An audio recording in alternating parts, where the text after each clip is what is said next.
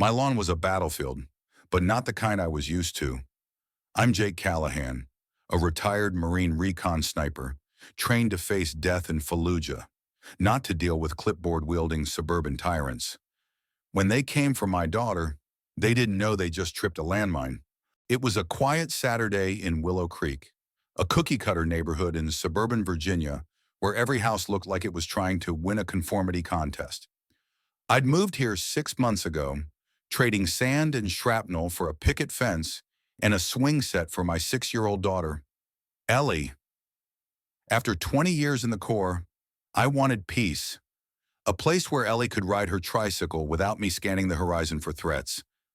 But peace, it turns out, is just a word when you've got a fake HOA breathing down your neck. I'd heard whispers about the Willow Creek Homeowners Association, self-appointed busybodies who acted like they owned the place. No legal charter, no official status, just a pack of nosy neighbors led by Karen Pritchard, a woman with a perm as tight as her grip on power. They'd slap violation notices on your door for a mailbox that leaned 2 degrees too far or a shrub that wasn't pruned to their exacting standards. Most folks just grumbled and complied. I wasn't most folks. Ellie and I had settled into our little ranch-style house, number 17 Maple Drive. She'd spend hours in the front yard, chalking rainbows on the driveway or chasing butterflies. I'd sit on the porch, sipping black coffee, watching her giggle like she didn't have a care in the world. That was my mission now: keep her safe, keep her happy. But the HOA had other plans. It started small, a note on my door about my grass being a 1/4 inch too long, then another about my trash cans being visible from the street. I ignored them. I'd faced worse than passive-aggressive post-its in my day, but then they crossed a line I didn't even know existed. The trouble kicked off on a muggy August afternoon. Ellie was in the yard, her pigtails bouncing as she pedaled her tricycle in wobbly circles. I was fixing a squeaky hinge on the garage door when Karen Pritchard and her posse rolled up in a golf cart. Yes, a golf cart like they were patrolling a gated community in Boca Raton. Karen, with her oversized sunglasses and a clipboard clutched like a battle standard, stepped out first. Behind her were 2 lackeys, Gary, a balding accountant with a permanent scowl, and Linda, a yoga mom who looked like she'd cry if you raised your voice. "Mr. Callahan," Karen said, her voice dripping with that fake sweet tone people use when they are about to ruin your day. "We've received complaints about your daughter's activities." I wiped grease off my hands with a rag, squinting at her. "Activities, she's 6. She's riding her tricycle. It's disruptive," Karen said, flipping through her clipboard like it held the secrets of the universe. The noise, the clutter, and that chalk art on the driveway. It's an eyesore. I glanced at Ellie's masterpiece, a lopsided unicorn with a rainbow horn. "It's chalk. It washes off." Karen pursed her lips. "We have standards. Mr. Callahan, this is a community, not a playground." I felt a familiar heat creeping up my neck, the kind I used to get before a mission. "Lady, she's a kid. Let her be a kid." Gary piped up, adjusting his glasses. "Rules are rules. We're issuing a fine, and if you don't comply, we'll escalate."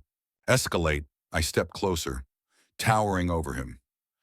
"You gonna send me to detention?" Linda flinched, but Karen held her ground. "Don't make this harder than it needs to be. We're watching."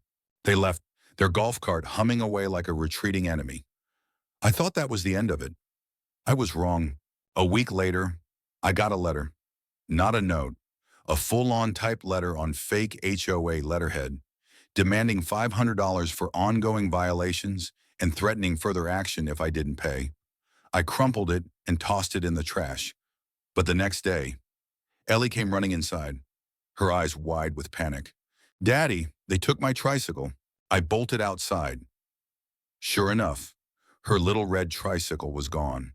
Tire tracks leading to the curb where the HOA's golf cart had been parked.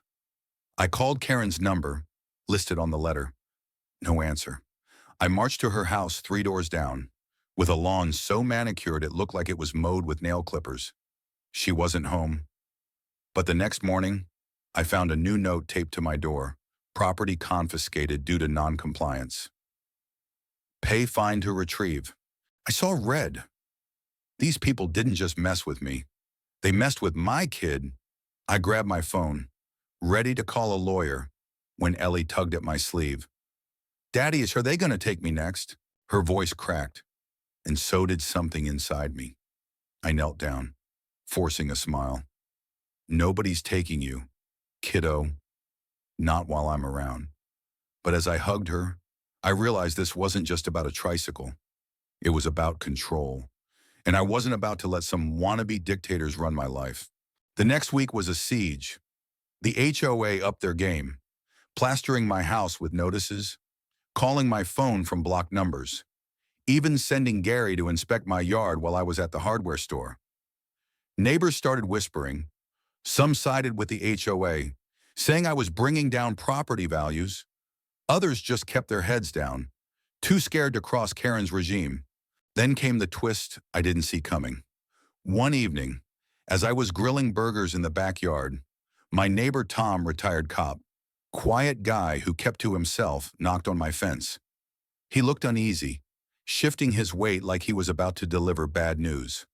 "Jake, you need to know something," he said, glancing over his shoulder. "Karen's not just a control freak. She's running a scam." I set down my tongues. "A scam?" Tom nodded.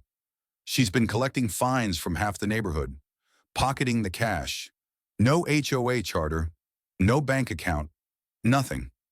I dug into it, old cop habits. She's got a rap sheet. Embezzlement.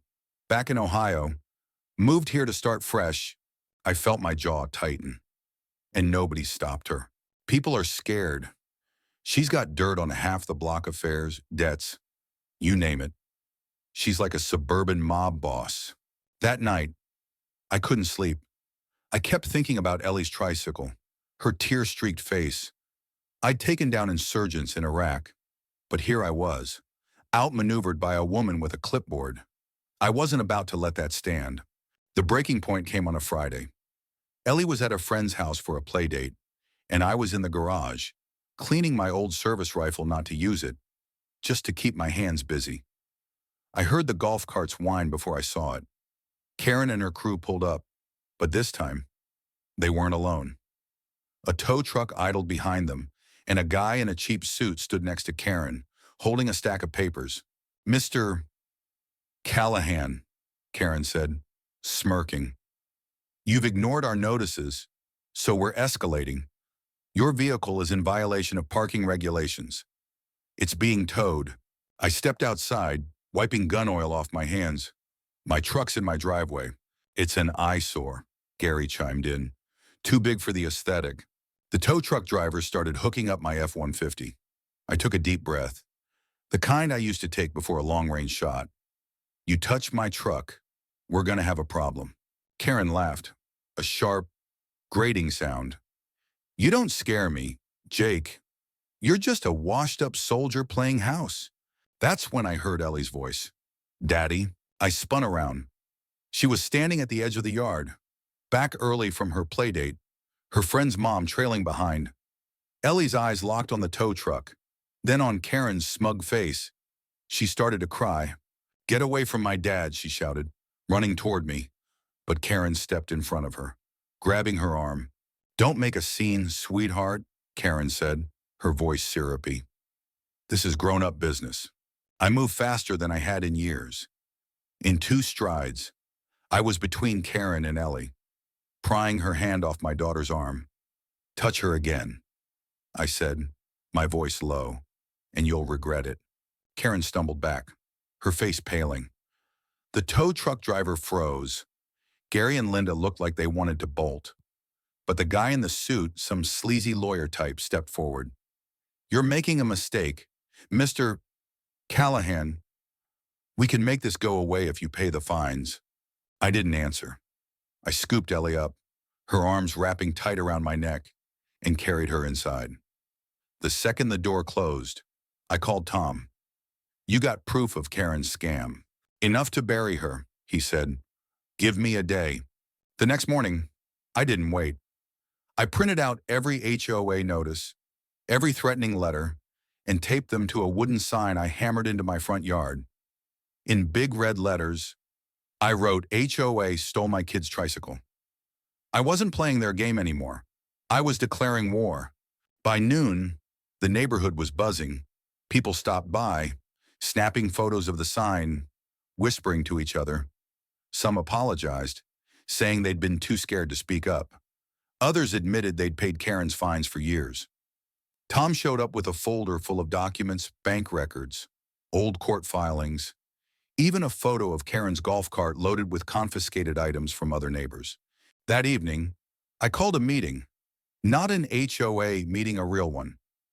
I set up folding chairs in my driveway, borrowed a megaphone from Tom, and invited every neighbor on the block. By 7 p.m., nearly 50 people were there, spilling onto the lawn. Karen and her crew showed up too, looking like they'd swallowed lemons. I didn't waste time. I laid out Tom's evidence, Karen's history of fraud, the fake fines, the intimidation. I held up Ellie's tricycle, which I'd found in Karen's garage after a friendly visit with Tom. The crowd gasped, then erupted. People shouted, demanding answers. Karen tried to spin it, claiming it was all a misunderstanding, but the neighbors weren't buying it. Then came the kicker. A woman in the back, Mrs. Alvarez, a quiet widow who'd lived here for decades, stood up. She took my dog's collar, she said, her voice shaking.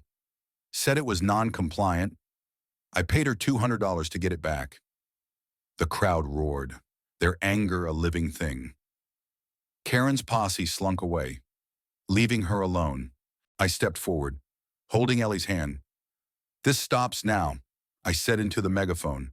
No more fake HOAs. No more bullying. This is our home, not her empire. The applause was deafening. Karen fled to her house, the golf cart abandoned in the street. By morning, she was gone, packed up, and moved out, leaving behind a trail of unpaid fines and a neighborhood ready to rebuild. The aftermath was messy but beautiful. Willow Creek didn't just kick out a tyrant, we changed. Neighbors started talking again, sharing beers on porches, helping each other fix fences. Ellie got her tricycle back, and I built her a sandbox to replace the one Karen had confiscated. The sign stayed up for a week, a reminder of what we'd overcome. But the real victory wasn't just stopping Karen. It was showing Ellie that standing up to bullies, whether they're in a war zone or a cul-de-sac, matters. I'd fought for my country, but fighting for my daughter felt bigger. Karma, it turns out, hits harder than any sniper round. What do you think ever dealt with a fake HOA or a neighborhood bully? Share your story below. Let's keep the conversation going.